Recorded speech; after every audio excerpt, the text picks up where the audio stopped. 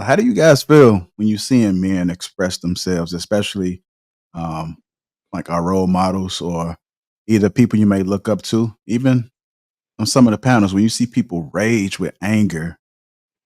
How does that look to you? I haven't witnessed anybody rage like that before. Usually, there's some kind of emotional intelligence or something like that. So I've never seen it online on these panels. The What? panels, at least the panels I've been on, never seen. I've never been a part of a conversation or a panel where somebody would rage out in anger. I guess I need to get around on panels more, but I haven't seen it. I would think they would just be emotionally weak. You know, they can't.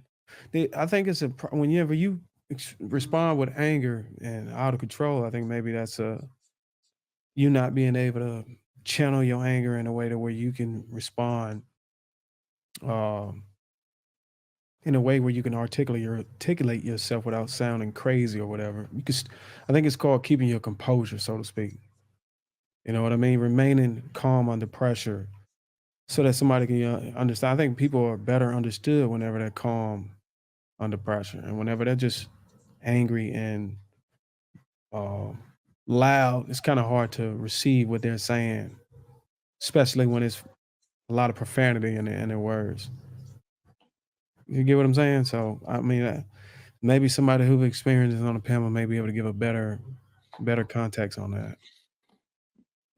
Hey, uh, I'm gonna go to you, Luis. Go ahead. Um, I haven't seen. I've seen a couple people crash out. You know, I've seen a couple people crash out. I've seen a couple people kind of, lean off their square and kind of say certain things or posture themselves, unbecoming of them. But I think it's sometimes you just get caught in the heat of the moment. And I sometimes don't even think it's necessarily rage. I think it's just passion. There are certain people who are very passionate about certain things, whether it's, about their kids, whether it's about their family, whether it's a certain particular topic. And, they're heavily invested and they feel a particular type of way, right? So I think we should probably distinguish, being overly passionate and being rage. I think, being rage is you losing control and you start using profanity because you no longer have the ability to articulate yourself effectively and communicate with the people who you're sharing space and conversation with. Being passionate, is really, being emotional, but in a very um outward open manner.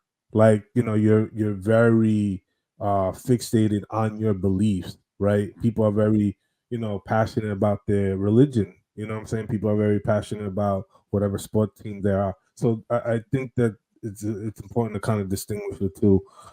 In terms of people kind of crashing out or being in that rage space, it takes a lot to be stoic. It really takes a lot to kind of sit there in the moment and really hear someone say something that is like 1,000 needles that go right through your very skin and be able not to flinch or lose your cool.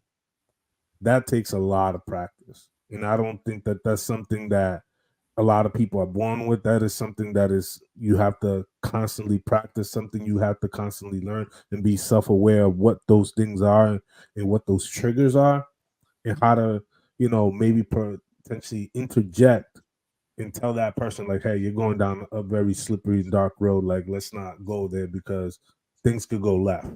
So let's just change the conversation or the tonality, whatever the case may be. But I think there's an opportunity for you to redirect so things don't really get to that point.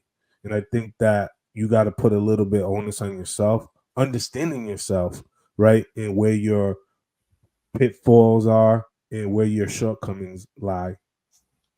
um I really do believe that that is something that a lot of young people need to learn at a very young age, as opposed to a lot of the alternative, curricular subjects that they're learning now. I think for young boys, ushering into manhood, I think that's very important because it allows them to, you know, be better communicators, be more effective, be more present, also negotiate better, but also understand how to handle adversity and how to handle somebody who is coming at you what seems to be in a very threatening manner. And I think once we have that kind of mastered down, you'll see a lot of people not given to their primordial instincts. Are you? Yeah, I used to bounce for about 8 years in Chicago. So every weekend I would see people crashing out, going out in rages, and just showing off because they got that liquid courage in them. Me personally, I think that that's simply a sign of weakness. If you're not able to control your emotions in public, or even in a setting where you allow for someone to push you to that extent, I think that that's a sign of weakness. Now, at the same time, like how we spoke about before with stoicism, um, is I do believe in it, but just as Jocko was saying, it can become dangerous if you just bottle all of that in. But I do believe that it's important for men to be able to understand how to carry themselves in the time of conflict, because if you show that you're weak in that moment, then of course that opens up the doors for someone to take uh to to to take advantage of you. Early on, when I first started bouncing, um I would people would throw out um attacks, and oh man, you this, you that, woo woo, whatever. You know what I'm saying? Growing up, you say them, that's fighting words. We got to scrap. But of course, in a place of business, it's not you can't do that. And of course, you can't just be getting into it with people on just because. So it built a tolerance for me, a stronger tolerance, as to where it was like, man, you clearly you just talking. They really not on nothing. They're really just saying this stuff to be seen.